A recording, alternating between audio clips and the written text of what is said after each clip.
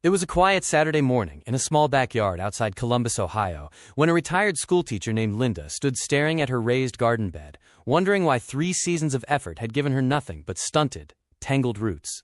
She had followed every rule in the books, spaced her rows perfectly, and still watched her harvest disappoint her year after year. But just a few feet away, sitting quietly on her patio, a handful of plastic containers were producing more food than her entire bed combined. That contradiction is where this story begins. Because sometimes, the ground isn't the problem. The container is the solution. Linda's grandmother had grown potatoes the same way for 60 years, pressing seed pieces deep into loose garden soil every spring without fail. She remembered kneeling beside her grandmother as a child, watching those green shoots push up through the dirt in neat, hopeful rows. Most gardeners believe potatoes need that same open ground to truly thrive. They imagine long trenches, wide spacing, and soil that stretches uninterrupted in every direction. But surprisingly, that assumption doesn't hold up the way most people think. In reality, potatoes grown in containers often outperform their garden bed counterparts. That's because open soil creates hidden problems gardeners rarely notice until harvest day. Pests tunnel in from every direction. Fungal diseases spread through shared soil networks. And drainage, especially after heavy rain, becomes nearly impossible to control. Containers change that equation entirely. A grow bag or large pot creates a sealed environment, one where soil moisture, drainage, and pest exposure stay firmly in the gardener's hands. The University of Minnesota Extension notes that potatoes require consistently loose, well-drained soil to form properly, something far easier to guarantee in a controlled container than in dense, compacted ground.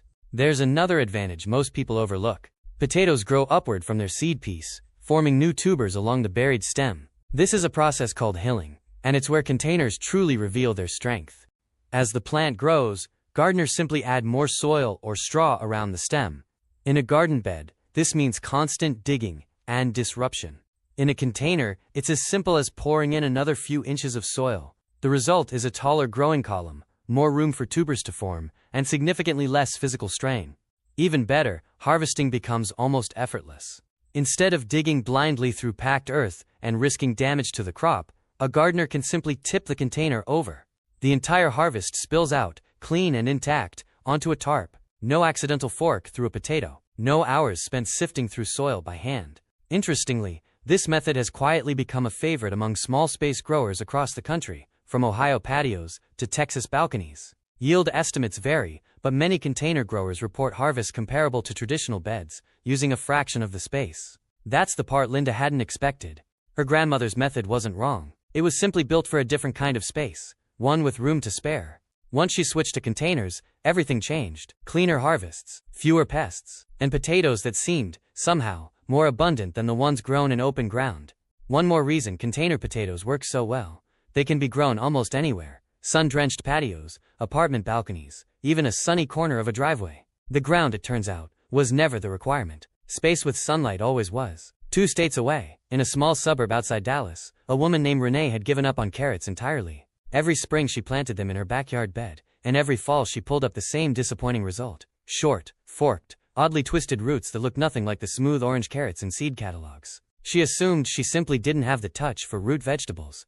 Many gardeners believe carrots need deep, undisturbed garden soil to grow long and straight. But surprisingly, that belief overlooks the real culprit behind most carrot failures. In reality, the problem usually isn't the gardener, it's the soil itself. Garden beds, especially in regions like Texas, often contain heavy clay or compacted layers, just a few inches down. When a carrot root hits that resistance, it has nowhere to go but sideways, or worse, it splits entirely. That's because carrots don't fight through obstacles. They simply follow the path of least resistance. This is where containers quietly solve a problem most gardeners never trace back to its source. A container filled with loose, sifted, well-draining soil gives carrot roots a completely unobstructed path downward. No compacted clay, no buried rocks, no random resistance to force a fork or curve. The Old Farmer's Almanac recommends loose, stone-free soil at least 12 inches deep for straight carrot growth. A condition that's difficult to guarantee in ground soil but simple to create in a container from the very first fill. Even better, containers let gardeners control something else that heavily influences carrot shape: consistency of moisture. Carrots are surprisingly sensitive to uneven watering. Dry spells followed by sudden soaking cause roots to crack or grow unevenly. In open garden beds, rainfall is unpredictable and drainage varies across the row. In a container, watering becomes a controlled, repeatable habit, not a guessing game dependent on weather. Interestingly, this is also why so many container-grown carrots taste noticeably sweeter. Consistent moisture reduces stress on the plant, and less stress often means better sugar development in the root. Renee didn't realize any of this at first. She simply switched to a deep, fabric grow pot filled with a light, sandy soil mix, mostly out of frustration rather than confidence. The following harvest surprised her. Straight, tapered, unmistakably healthy carrots, pulled cleanly from soil that offered no resistance at all. As a result, she stopped blaming herself for years of twisted harvests. The ground had been working against her the entire time, not because of anything she'd done wrong, but because of conditions she'd never had the power to change. Another advantage worth noting: containers also make thinning seedlings far easier, since crowded rows are easy to see and adjust without disturbing neighboring plants. For a root vegetable that depends entirely on unobstructed growing space, that kind of control isn't a convenience. It's often the difference between a twisted failure and a perfectly formed harvest. On a quiet farmhouse property in rural Wisconsin, a man named Gary once made a decision he'd regret for the next 3 years. He planted a single horseradish root along the edge of his garden bed, thinking it would stay contained like any other vegetable. By the following summer, it hadn't just grown, it had spread. Many gardeners believe horseradish is a simple, low-maintenance root that belongs in open garden soil like anything else.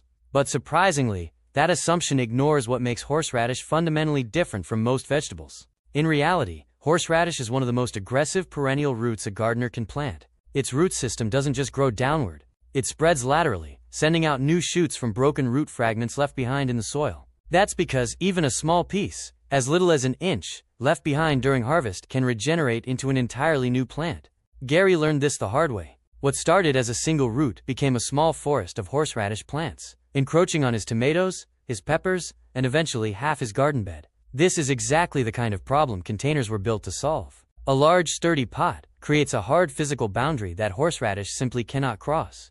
Roots that would normally travel outward hit the container wall and are forced to grow downward instead, staying exactly where the gardener intended. The Missouri Botanical Garden notes that horseradish spreads aggressively through root fragments and is best managed with a physical barrier, a description that fits container growing almost perfectly. Even better, containers make harvesting far more predictable. Instead of digging blindly through garden soil and risking leftover fragments that sprout again next season, a gardener can pull the entire container's contents at once, root system and all. Interestingly, this control doesn't diminish the harvest. Horseradish still produces thick, pungent roots in a container, often just as robust as those grown in open ground, but without the years-long cleanup that follows an unconfined planting. As a result, more small-space gardeners have started treating horseradish as a container-only crop entirely, regardless of how much garden space they actually have. Gary eventually dug up every trace of his original planting, a process that took an entire weekend and several passes with a shovel. His replacement plant now lives in a heavy-duty container near his back steps, thriving without a single unwanted shoot appearing anywhere else in his yard. One more reason this matters: horseradish is a perennial, meaning it returns year after year from the same root system. Planted in open ground, that permanence becomes a liability. Contained properly, it becomes an asset, a reliable, self-renewing harvest that stays exactly where it's supposed to. Along a quiet stretch of backyard in the Pacific Northwest, a patch of tall, sunflower-like stalks had taken over nearly a third of the growing space by late summer.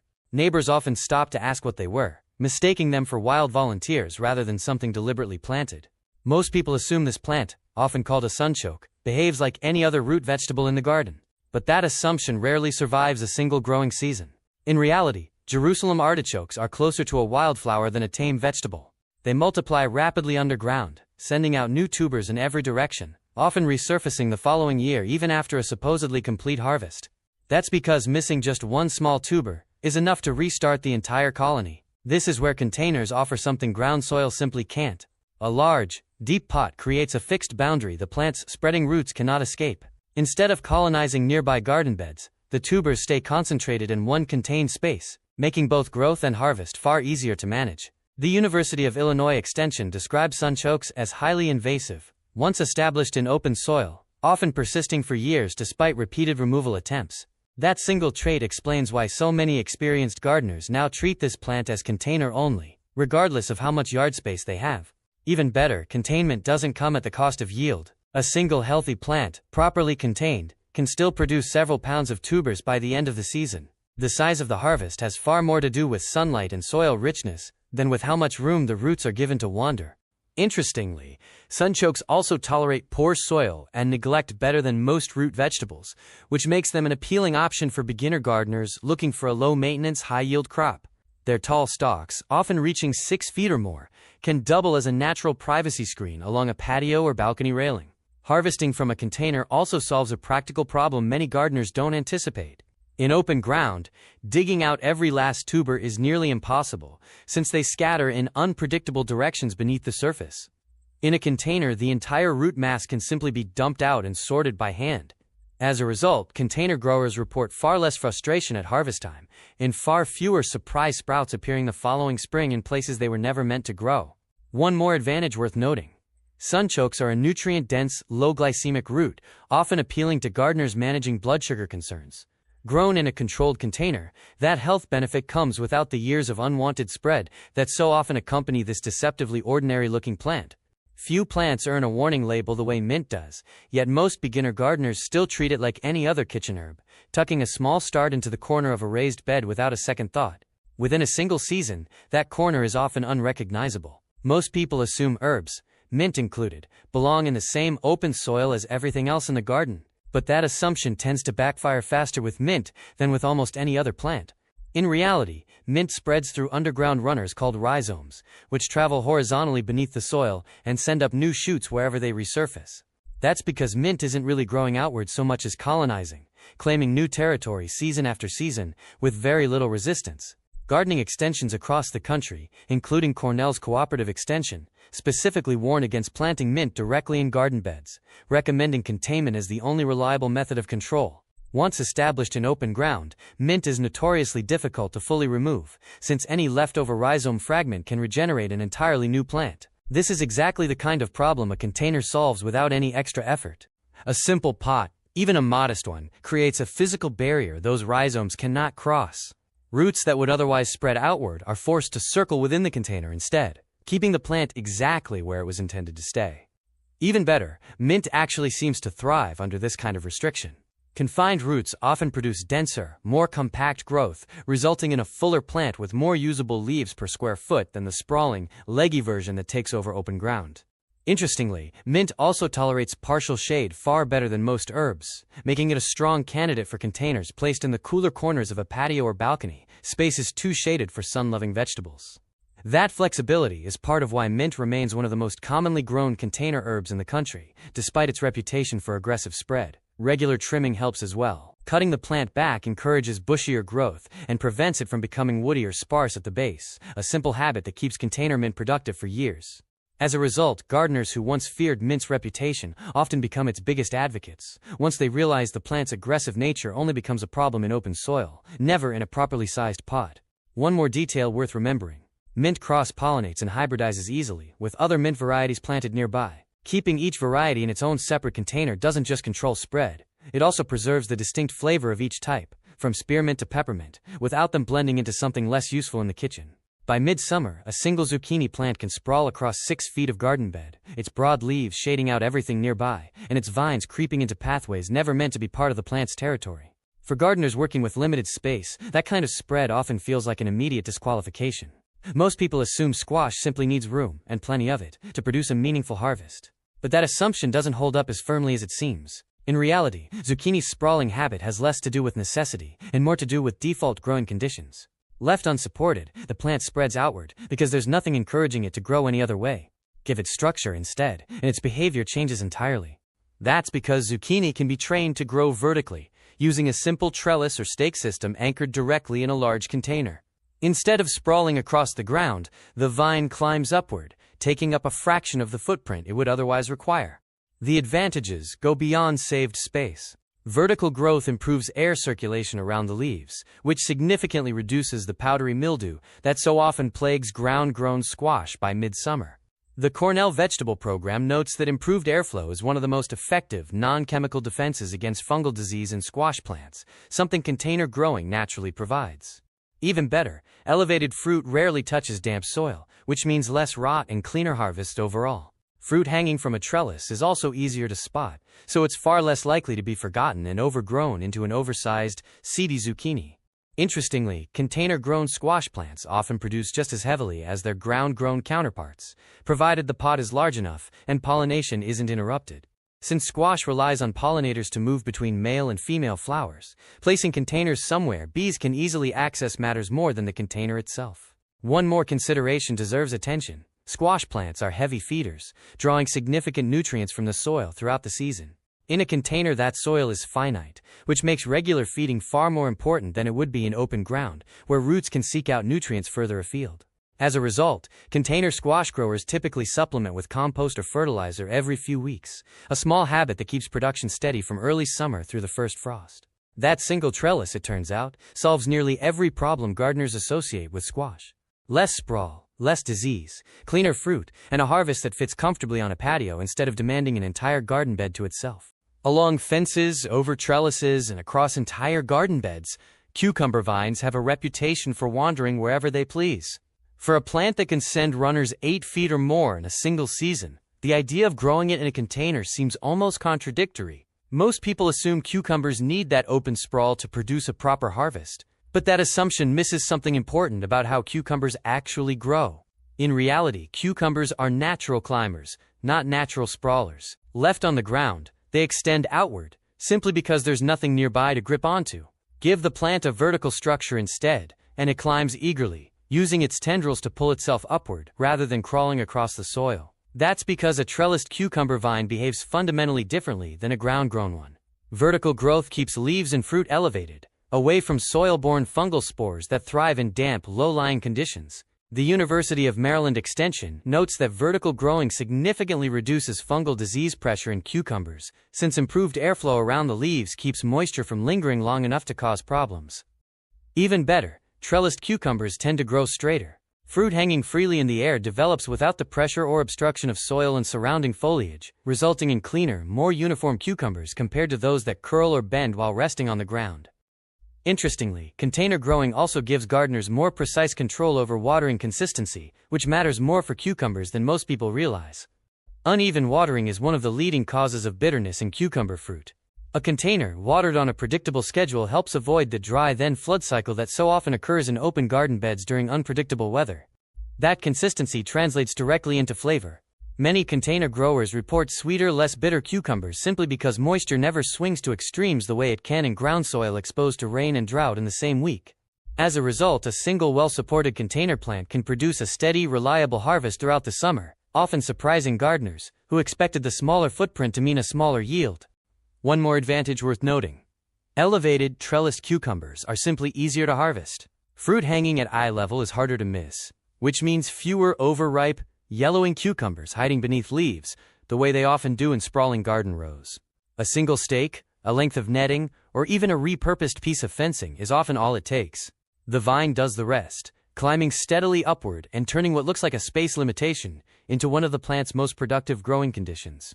In garden beds across the southern United States, eggplant often struggles in ways that surprise even experienced growers. Leaves yellow prematurely, fruit sets late, and yields fall short of expectations despite plenty of sunlight and regular watering. Most people assume eggplant simply needs a large, traditional garden bed to produce well, but that assumption overlooks what this plant actually depends on most. In reality, eggplant is far more sensitive to soil temperature than most vegetables gardeners grow alongside it. Native to warm regions of Asia, it thrives when root zone temperatures stay consistently warm, something open garden soil struggles to maintain, especially early in the season when cool nights linger. That's because ground soil retains cold longer than most gardeners realize, even after air temperatures rise. Roots sitting in that lingering coolness grow slowly, and a slow start often means a disappointing harvest by the time frost arrives. This is precisely where containers offer an advantage ground beds can't match. A dark-colored pot absorbs and retains heat far more efficiently than open soil, warming the root zone earlier in the day and holding that warmth longer into the evening. Clemson Cooperative Extension notes that eggplant performs best when soil temperatures stay above 65 degrees Fahrenheit, a threshold containers reach considerably faster than in-ground beds in cooler climates. Even better, that extra warmth doesn't just support survival, it accelerates growth, often resulting in earlier fruit sets and a longer overall harvest window compared to plants started in cooler ground soil. Interestingly, containers also make it easier to manage another eggplant requirement: consistent moisture without waterlogging. This plant dislikes both drought stress and soggy roots, a narrow balance that's far simpler to maintain in a well-draining pot than in garden soil with inconsistent drainage. Staking becomes important as the season progresses. Eggplant branches tend to grow heavy under the weight of developing fruit, and a simple stake or cage keeps the plant upright without damaging its shallow root system. As a result, container-grown eggplant often outperforms its garden bed counterparts in cooler regions, producing fruit earlier and sustaining production longer into the fall before temperatures drop again. One more detail worth noting.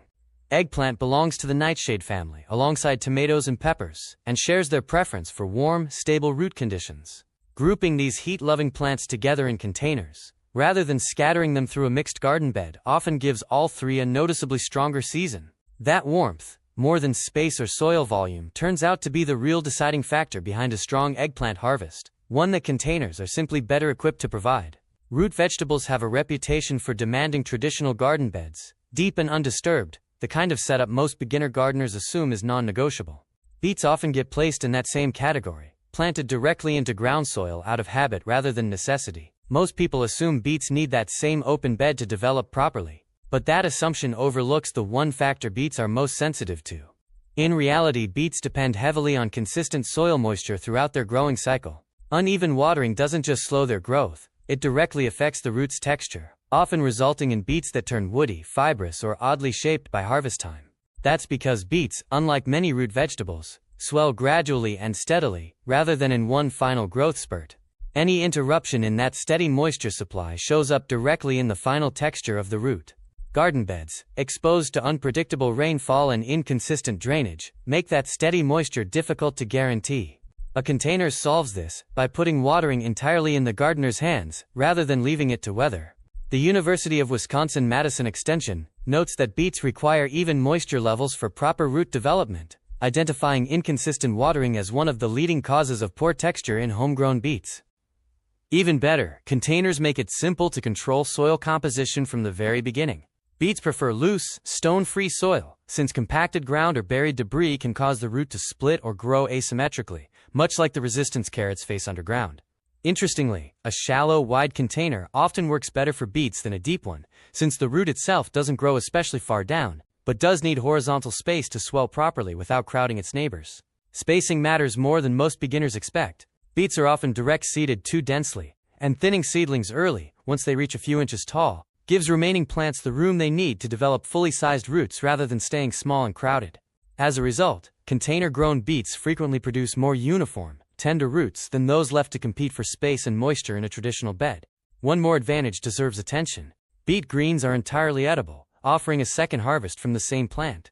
Sautéed like spinach or added raw to salads, the greens provide an early yield weeks before the root itself is ready.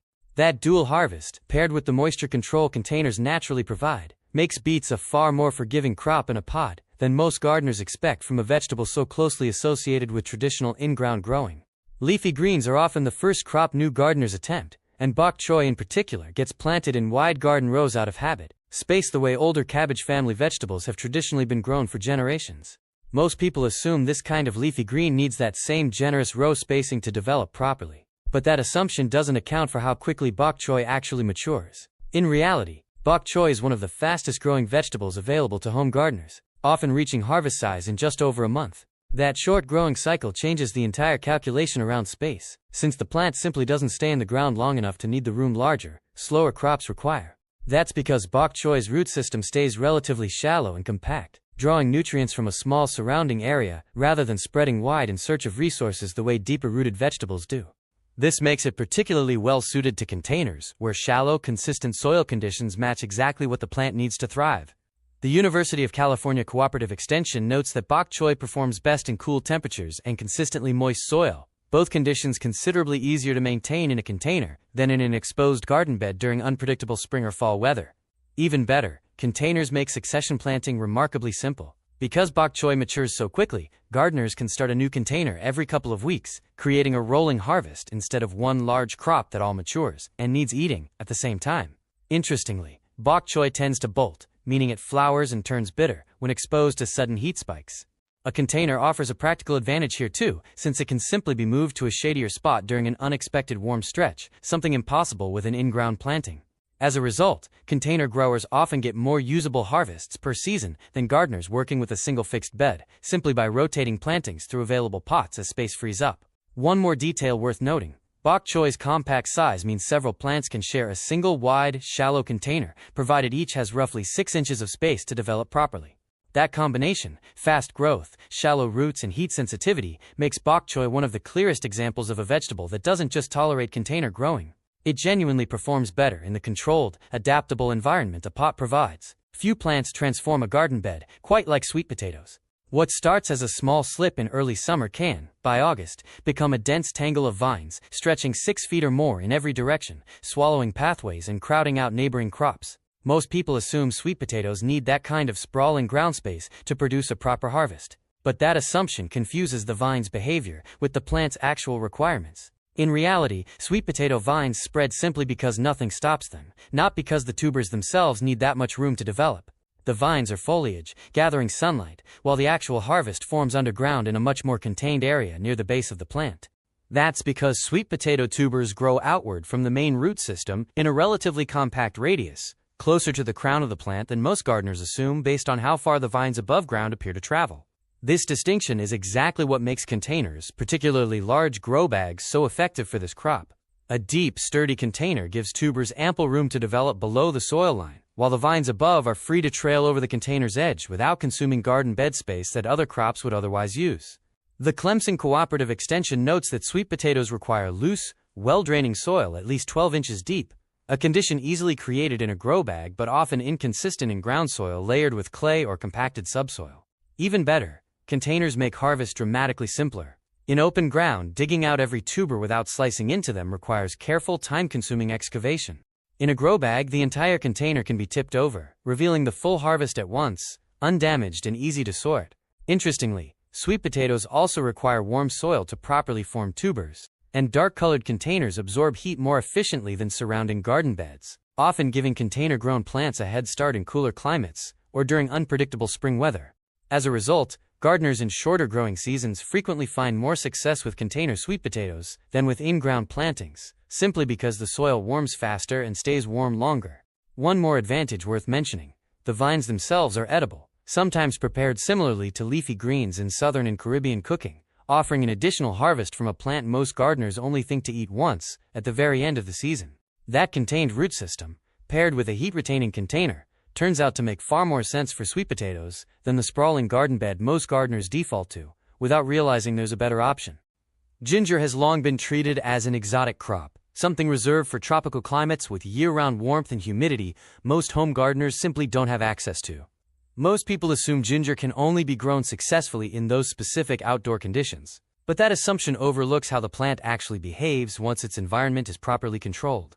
In reality, ginger doesn't need a tropical climate so much as it needs tropical-like conditions, consistent warmth, filtered light, and steady moisture, all of which are far easier to recreate in a container than to find naturally outside of a narrow geographic band. That's because ginger grows from a rhizome, a shallow, spreading underground stem that thrives in loose, moisture-retentive soil kept within a fairly narrow temperature range. Ground soil in most of the United States simply can't maintain that consistency, especially through cooler spring nights or unpredictable summer dry spells. This is where containers offer a level of control ground planting can't replicate. A wide, shallow pot mimics the rhizome's natural growth pattern, allowing it to spread horizontally just beneath the soil surface, while staying protected from temperature swings that would otherwise slow its development.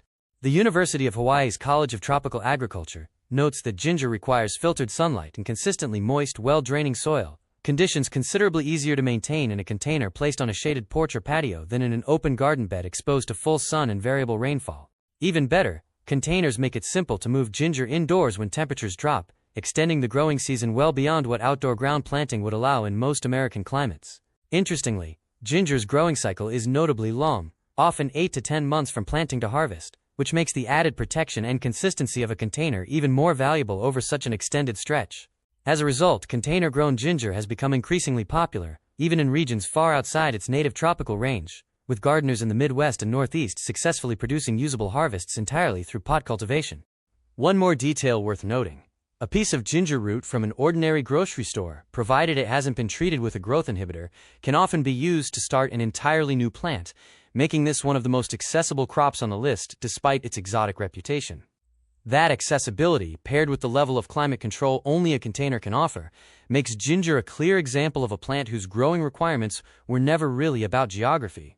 They were always about consistency, something a pot provides far more reliably than the ground ever could. 12 vegetables. One recurring truth. The ground was never the only option, and often, not even the best one.